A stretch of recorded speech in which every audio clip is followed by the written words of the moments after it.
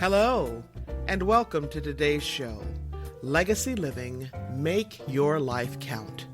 I'm your host, Dr. Gloria Burgess, international leadership expert and trusted advisor. Welcome to Legacy Living, Make Your Life Count. I'm so delighted that you joined me today. I have a special show for you. We are going to talk about leadership, a topic that is very near and dear to me. I am going to focus specifically on authentic leadership. In other words, today's focus is all about being true to who you are, being true to being yourself, right? Now, today I'm going to share with you a true story. This is a story about singer and actress Delarice Patricia Earley. Now, many of us know her by her stage name, Della Reese. Ms. Reese was born in Detroit, Michigan. Now, although she had siblings, she was actually raised as an only child. When she was very young, 6 years old to be exact, she began singing in her church, a beginning that would eventually lead her to become an avid gospel singer. On weekends, she and her mom would go to the movies. When she got home, Della was fond of acting out scenes from the various movies that she saw. Who knew that this would eventually lead her to a career that included radio, television, and films? In the mid-40s, Della began her career directing the young people's choir at her church. While she was still in her early teens, she was hired to perform with one of the best-known gospel singers in the world. That's where Della's life was touched by an angel. In her own words, here is Della's story. The summer I turned 13, I was given an opportunity that would ultimately shape my life. You might say I was in the right place at the right time. I prefer to think God sent an angel. I was chosen directress of the youth choir at the Church of Our Faith in Detroit. All the major gospel singers came to our church: the Soul Stirrers, Mighty Clouds of Joy, Pilgrim Travelers, but the most celebrated was Mahalia Jackson, the woman who would one day be known as the Queen of Gospel. That day, our church was packed to overflowing. Dressed in their Sunday finery, people cooled themselves with hand fans. I was to sing the first song of the concert, Christ is All. Excited, I began softly and built from there. I tore it down, and the youth choir was with me all the way. Then Mahalia was introduced and started to sing. Tambourines were playing. People were clapping. Everyone was caught up in the joy of singing praise. The heat in the room rose along with the spirit. Suddenly, the lead soprano in Mahalia's group collapsed. A doctor discovered the soprano was pregnant. There were 6 weeks remaining on the group's tour, but the woman's husband was adamant that she not get back on the bus. Mahalia was going to need a replacement fast. Reverend Travis, one of our ministers, recommended that she take the soloist and directress of the youth choir, 13-year-old Delarice Earley. Now, the challenge was to convince my mother. When Reverend Travis offered to speak to her, Mahalia decided to come as well. They walked the 4 blocks to our apartment building, me tagging behind them, praying all the way, "Please, God, make Mama let me go." Up the 3 flights of stairs we climbed. Mama met us at the door. "Good evening, Reverend Travis," she said. "I'm always glad to see you." Her eyes let me know she assumed that I had done something so wrong that the preacher had to bring me home to her. But the first words from Reverend Travis were, "Mrs. Early, it's my honor to introduce you to Miss Mahalia Jackson." "I am the one being honored," my mother insisted. Now, Mama started looking at me with those looks that could cut rock. It was clear she thought whatever it was I had done to the offense of Miss Jackson. The Reverend made his case for letting me join the tour. My mother listened politely. "Mrs. Early, I assure you," Mahalia spoke up, "I will take personal good care of your daughter and see to it nothing happens to her." "It will be a great learning experience for Delarice," the Reverend added. Mama was impassive. She said she would pray over it and let them know her decision in the morning. I barely slept that night. At breakfast, I crept into the kitchen, trying not to look too hopeful or desperate. I made the coffee, set the table, and washed the dishes as Mama used them. My mother said nothing. My father came in for his breakfast. Afterward, Mama fixed us lunch, kissed him goodbye, and cleaned up the remaining dishes. I waited. After what seemed an eternity, she said, "We have to talk. And you know God is going to be talking right along with us." Didn't sound good. Mama took a drink of coffee. "I didn't think you should go, but I asked the Lord to tell me if it wasn't right. He didn't." I exhaled a sigh of relief. "I know this can be good for you," she went on. "All I need is your honest word that you will do the best you can." I promised and hugged and kissed her. I thanked God and everybody in the Bible, Reverend Travis and Miss Mahalia Jackson. When I finally quieted down, Mama said, and I will never forget these words, "We don't need all of that. All we need is your honest word. And remember, you won't just be giving it to me. You will be giving it to God, too." "I give you my honest word," I said. "I'll do my best." Mahalia turned out to be twice as tough as my mama. "Where are you going?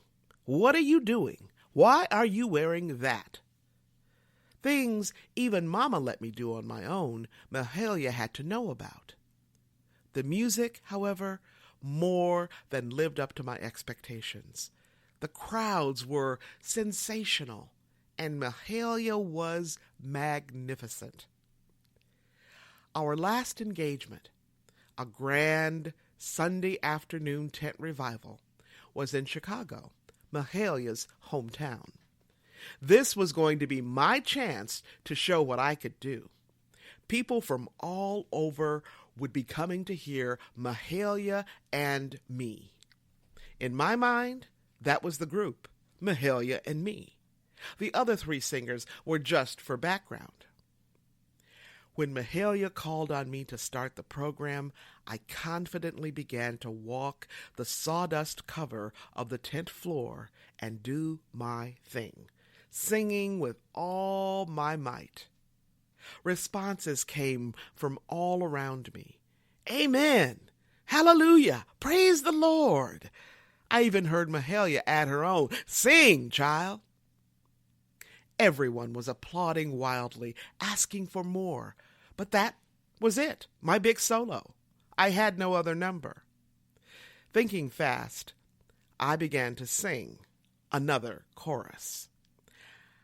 I turned it out and tore it down, then sat down, smug as could be. When the crowd quieted down, Mahalia remained seated and began to moan.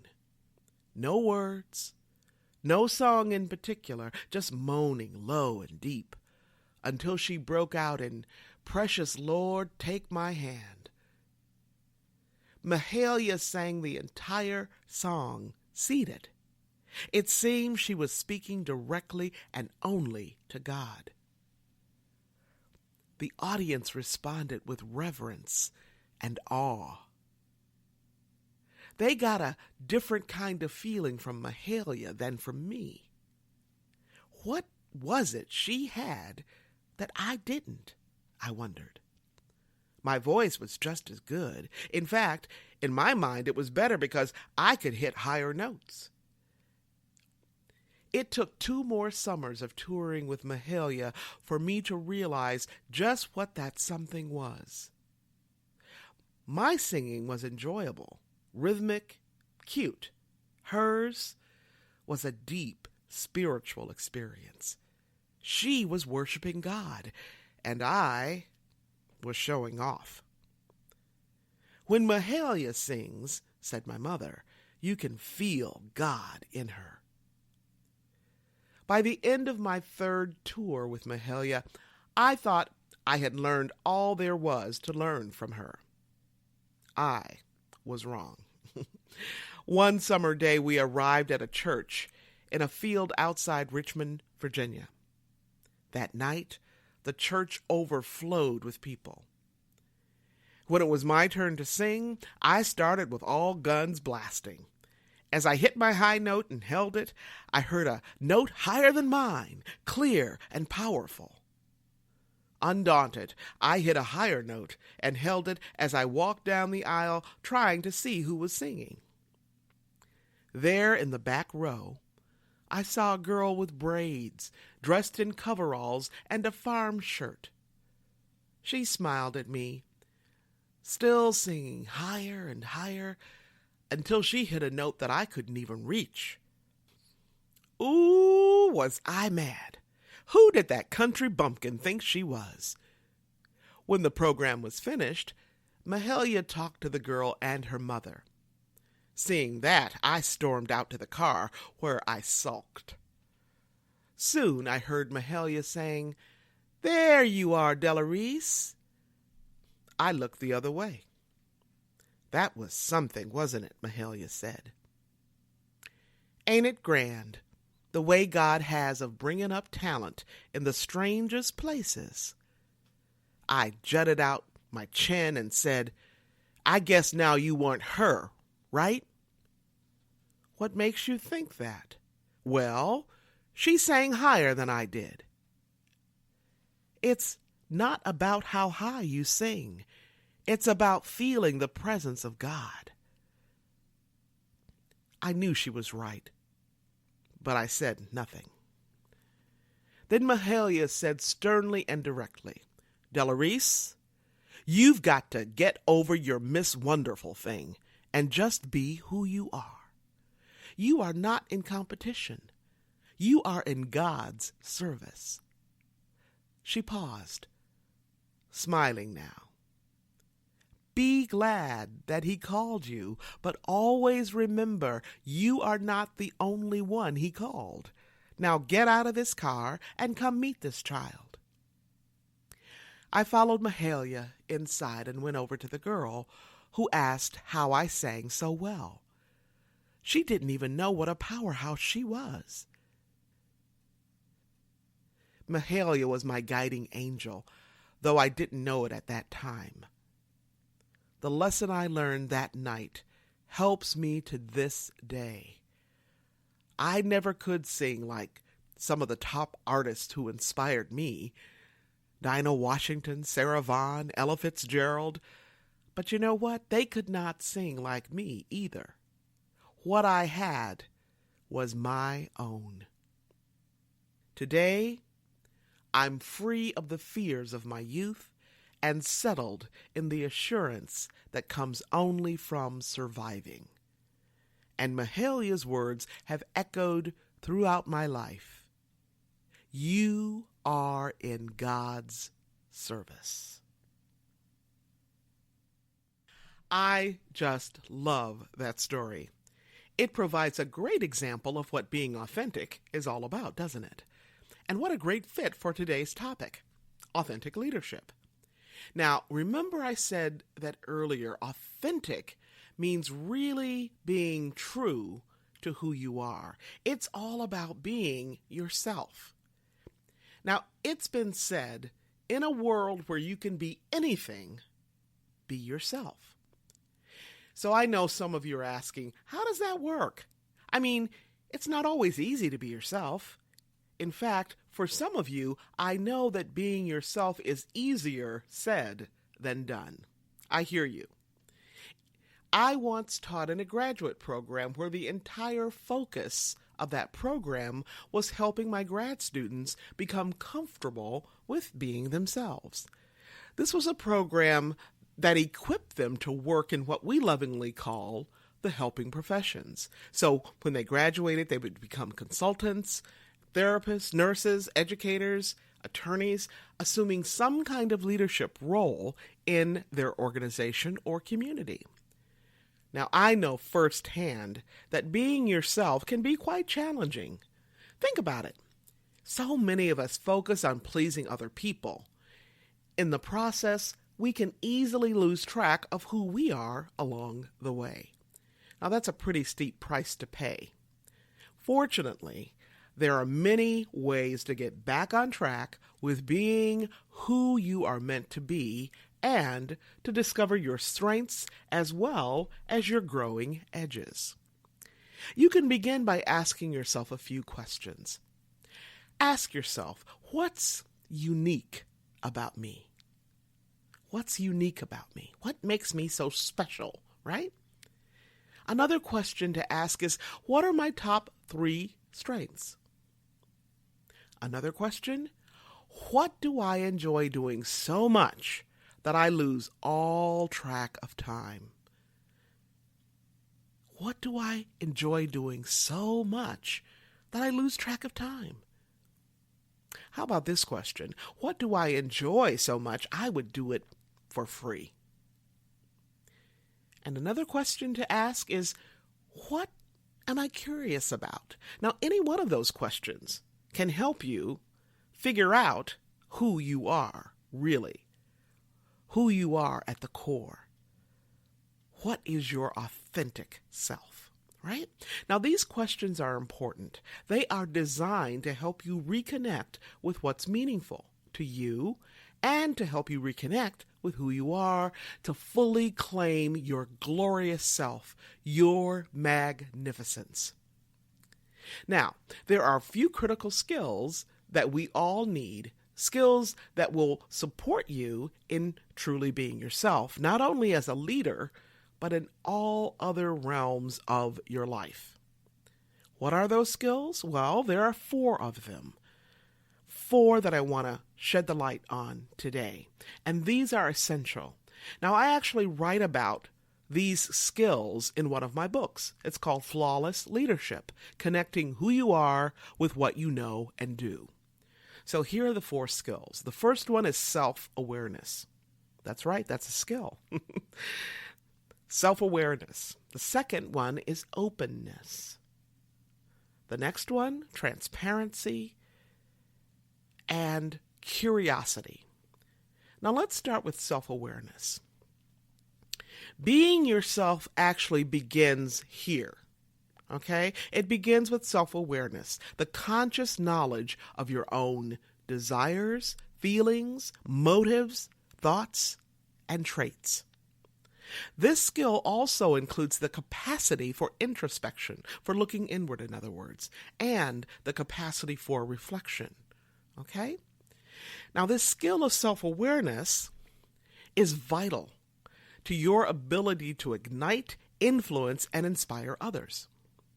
When you are self-aware, you will be better equipped to embrace, reflect on, and use your unique strengths, talents, and gifts. You will be able to recognize what drives you and what gives you energy, focus, and purpose. You will also be able to develop and clearly communicate your vision, right?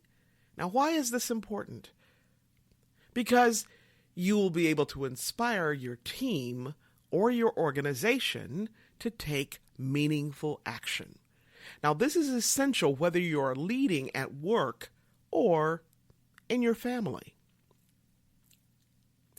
The next skill is openness.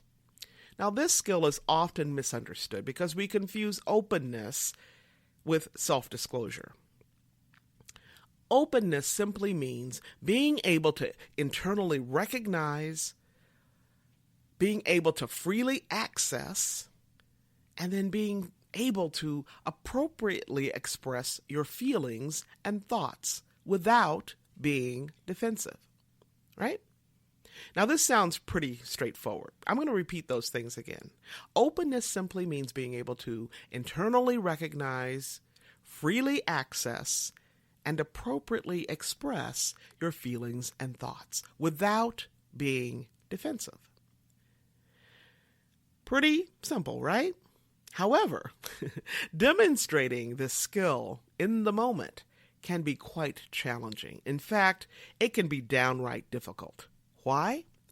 Because when we're triggered by someone or something and we don't realize it, we can easily respond inappropriately and defensively, right?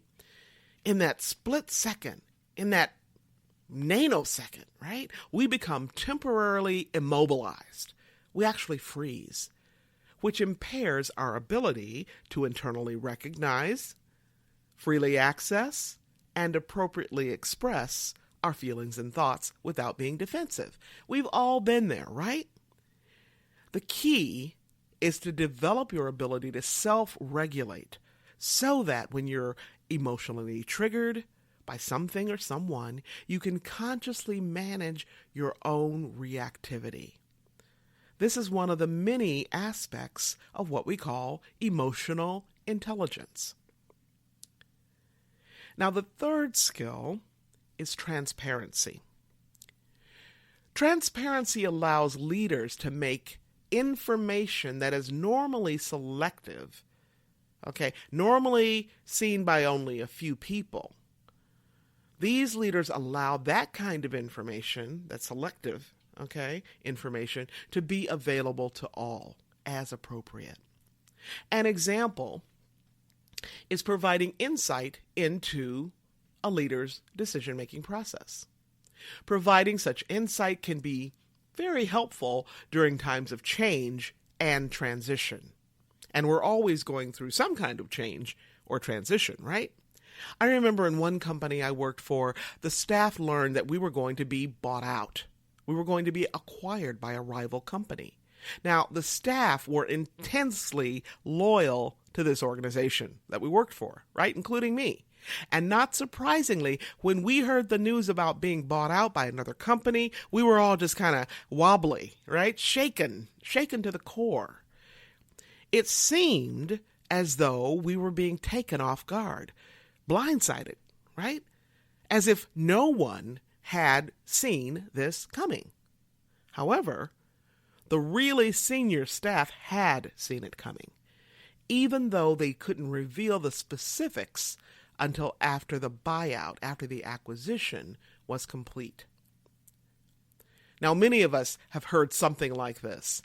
Information is the solar energy of an organization. In other words, even a little bit of transparency will go a long way. Now, the need for transparency has never been greater in our organizations and communities and families.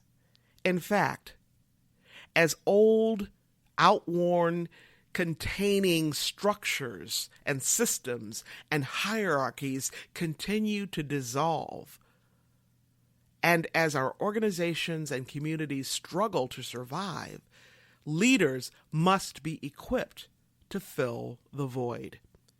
In a world, what we call a VUCA world, V-U-C-A, right? Where volatility, uncertainty, ambiguity, and chaos are becoming the norm, such leaders will be equipped to support their organizations, their communities, and their families to adapt, innovate, and flourish. Now that fourth skill, curiosity, let's talk about that. Leaders who are curious are inquisitive, avid learners. Learners who desire to learn or know more. They actively and vigorously cultivate and nurture and leverage the skill of curiosity. You know what? Even though we're naturally curious as children, as we grow older, we may not necessarily retain our curiosity. I remember as a little girl, my family moved from rural Mississippi to the inner city of Detroit, Michigan. And we lived in some pretty rough neighborhoods, okay? Now, during the hot, humid summers, instead of playing outside with the other kids, I had to go to school. Unlike most kids who attend summer school because they flunked a course, I went to summer school because my dad said so. He actually mandated it. He was the headmaster, our house was the classroom, and my sister and I were his pupils. So every day, while our friends played outside our house, in the street, or in the yard, we completed our daily lessons. Now, we studied hard, me and my sisters, to pass the tests that Daddy gave us after dinner. During those Detroit summers and for years afterwards, I remember asking my dad about particular words or concepts that interested me. And without fail, Daddy always said, "Look it up. Look it up." Can I just tell you something? This is not what a young person wants to hear. But as a dutiful daughter, I always followed my father's advice. Now, was my dad being mean? Well, I admit, that's what I thought, though I had the good sense to keep it to myself. Right? So what was he doing? My dad was actually helping me cultivate an appetite for curiosity.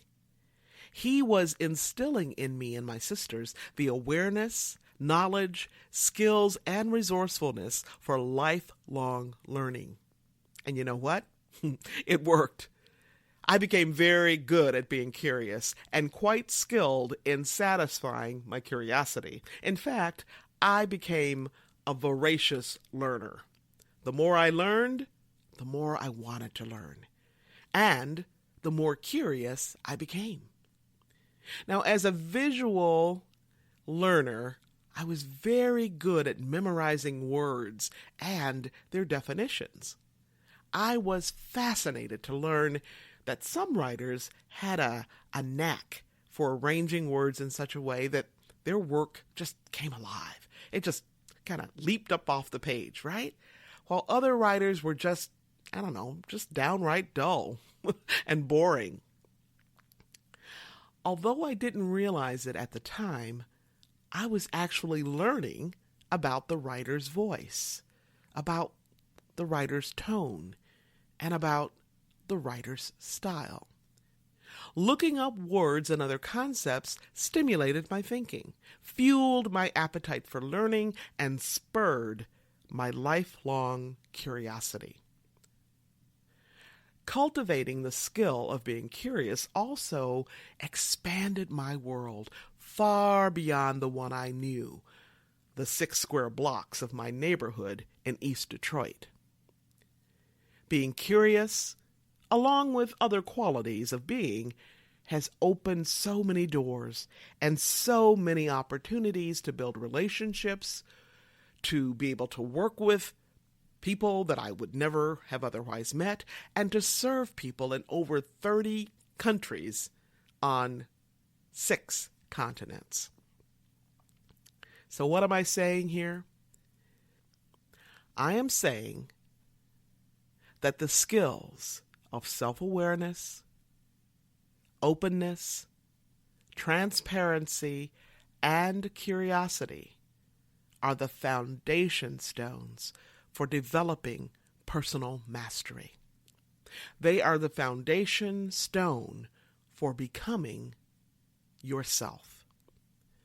Each skill is distinct and each one is essential.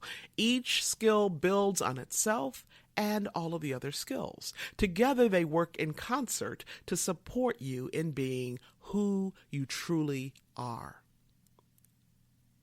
Now, for those of you listening today all around the world, if you want to make your life count, if you want to be the change you seek, remember this: how you live is how you lead.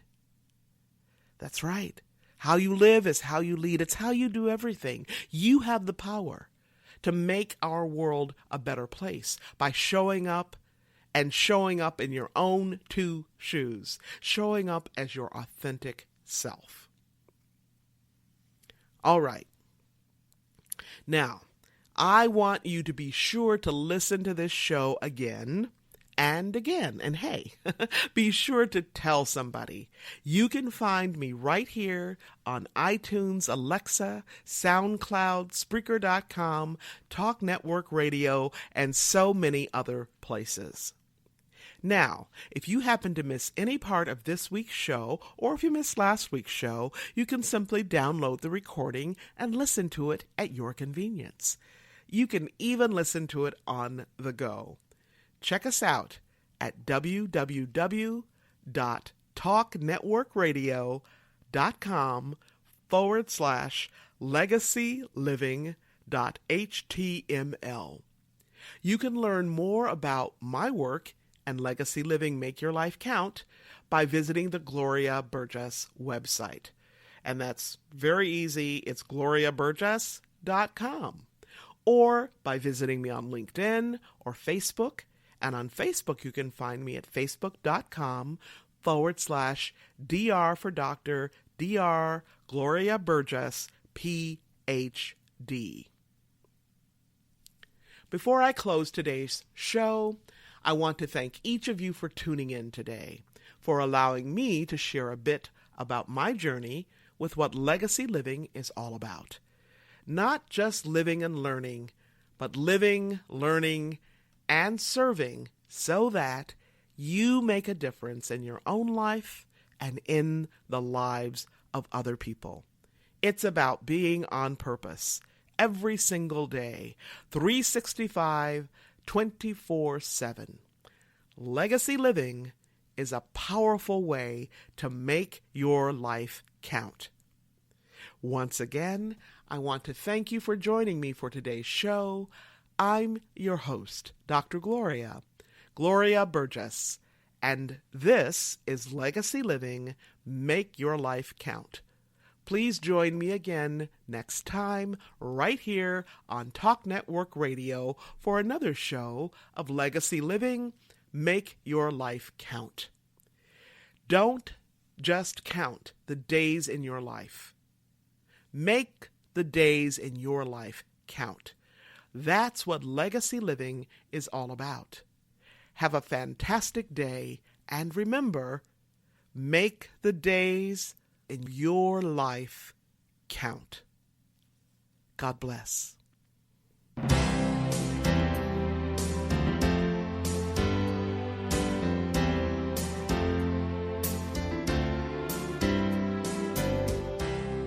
That's our show today.